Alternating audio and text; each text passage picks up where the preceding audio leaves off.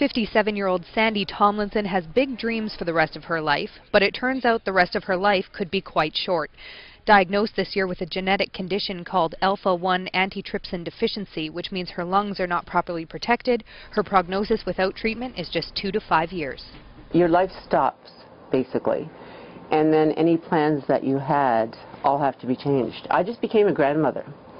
You know, I have a 3-month-old grandson, and I'm like, oh my God, like, I might not see this child grow up. Even though Tomlinson's lungs are currently functioning at just 20 to 30% of what they should be, a drug called Prolapsin C would help her condition from deteriorating further.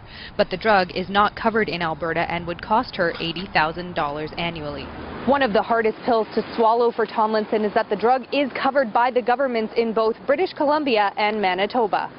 I think what I find very frustrating is if I lived 3 hours west or 10 hours east, I would be covered.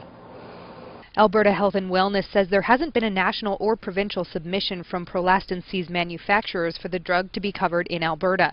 The other provinces, it reports, were either approached individually or they cover the drug under special programs. Without the drug, Tomlinson may require a lung transplant, which is riskier and could be a lot costlier, says her doctor, who adds coverage for Prolapsin C could help a significant number of Albertans. It turns out that although this is not a condition we talk about a lot, it's actually not that uncommon. It probably affects individuals with the same frequency as cystic fibrosis, for example.